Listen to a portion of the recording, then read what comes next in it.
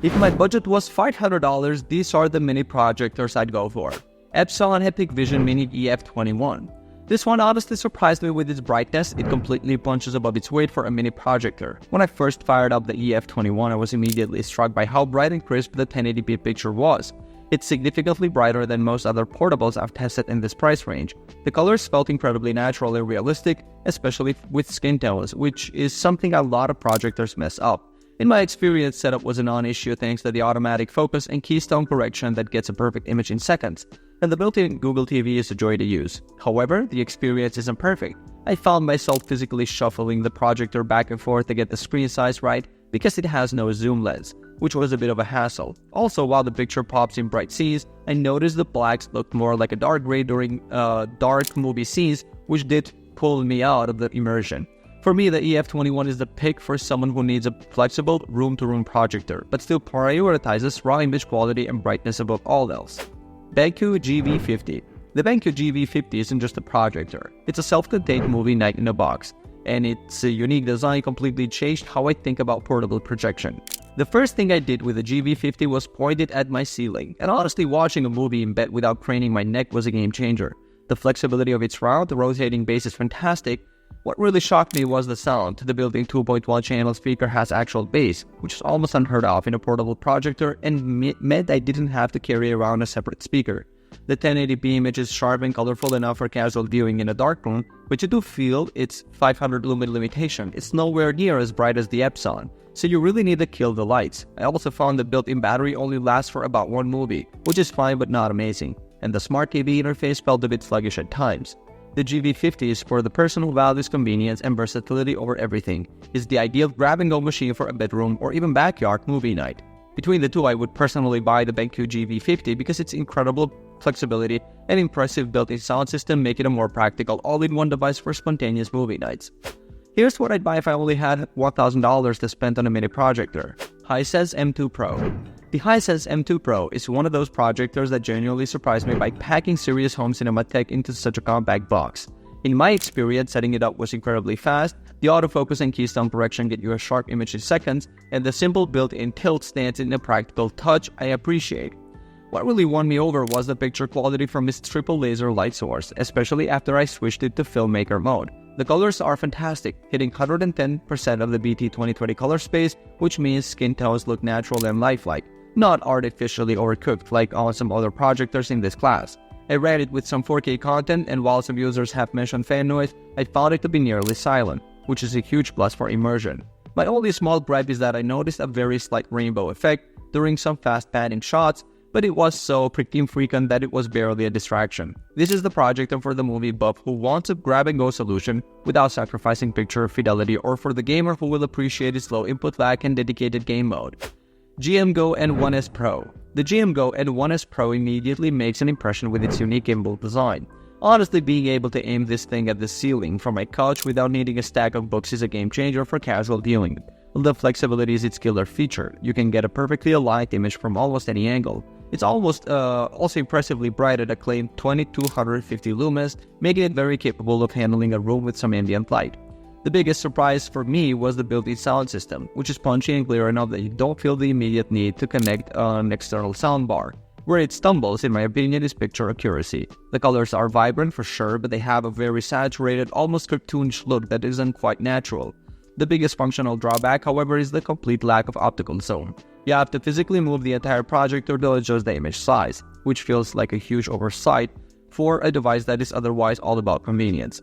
The N1S Pro is perfect for the person who prioritizes maximum versatility, a bright picture, and a solid all-in-one audio experience, as long as you aren't a stickler for perfect color accuracy.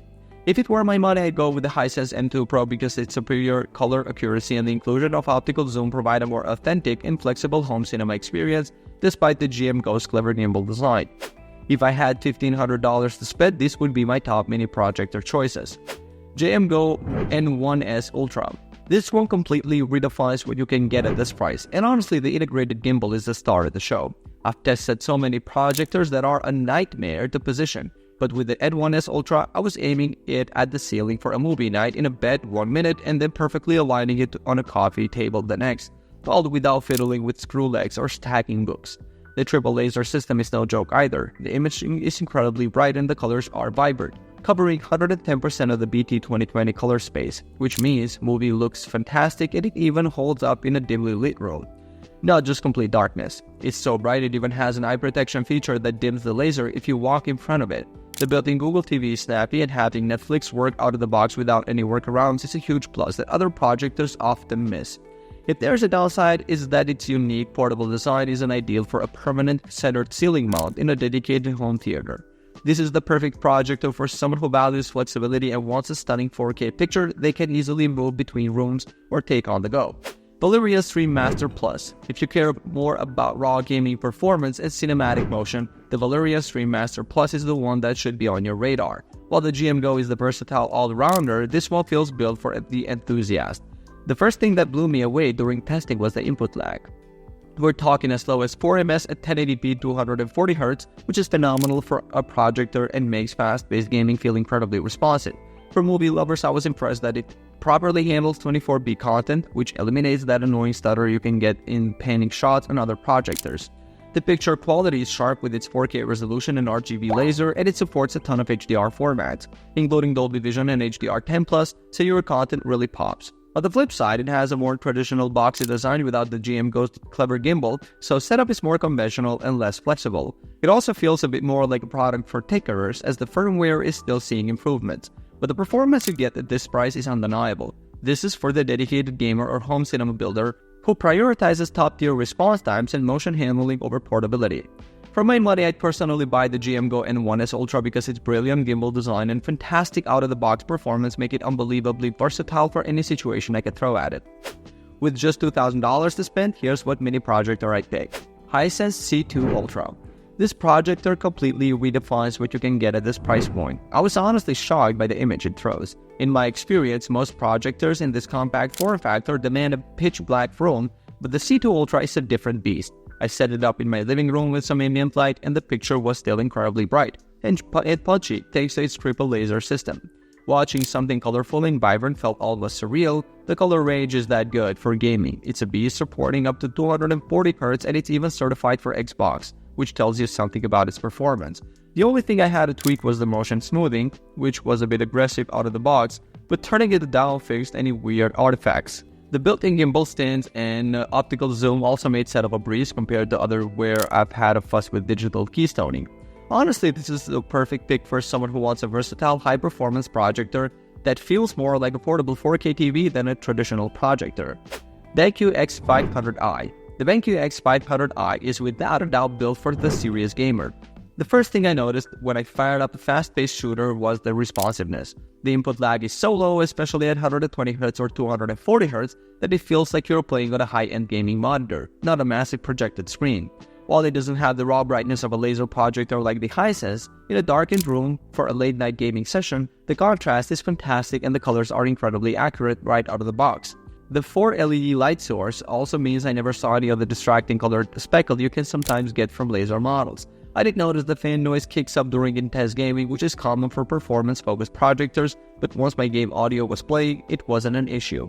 For movie watching, switching to cinema mode quiets it down significantly. If your primary use case is competitive, fast-paced gaming and you value input response above all else, this is the projector to get. For my money, I'd buy the Hisense C2 Ultra because its superior brightness and versatile performance make it a phenomenal all-rounder for both cinematic movies and high refresh rate gaming without being confined to a pitch black room. If money was no object, these are the mini projector I'd go for.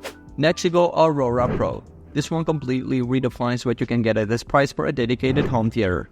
In my experience, setting up the Aurora Pro in a dark room felt like a massive upgrade. The black levels are so deep it genuinely competes with the look of an OLED TV, which is something I rarely say about projectors. It's an ultra short throw model, so I just put it on a console right below the screen, and the image was huge and immersive. The support for Dolby Vision and HDR10+ is a huge plus, making 4K movies look absolutely stunning with incredible detail in the shadows. I was also surprised by its gaming performance. With input lag as low as 8 ms, it felt incredibly responsive, almost like a dedicated gaming monitor. The downside is that the color accuracy right out of the box is not great. I had to spend a fair bit of time calibrating it to get the picture looking right. I also noticed the focus was a bit soft on the top corners, which can be distracting. It's for the serious cinephile or gamer who wants uncompromising performance in a dark room and is willing to tweak the settings to get it perfect. Anker Nebula X1. The Anker Nebula X1 is a totally different kind of projector. It's all about convenience and getting a stunningly bright and sharp 4K image with almost no effort. I was honestly blown away by the clarity from its all-glass lens. The picture is incredibly sharp from corner to corner, which isn't always the case with portable models. The smart setup features are what really sell it for me. I moved it between rooms and the autofocus and keystone correction worked flawlessly every single time to give me a perfect picture in seconds. I even tried it outside after sunset and it was bright enough to deliver a vibrant image despite some ambient light. The built-in speakers are also surprisingly robust for a compact unit. My main issue is that for a projector that feels so portable, it has no internal battery, so you always need to be near a power outlet. I also hit a small software glitch with the eARC port, though Anker is aware and working on a fix. This is the perfect projector for someone who values flexibility and ease of use, wanting to move their movie night from the living room to the backyard without a headache. If I had to choose one, I'd go with the Nexigo Aurora Pro because I prioritize the absolute best darkroom picture quality and top-tier gaming performance over portability. Alright guys, thanks for watching. I hope the video helped you pick the best mini projector for you.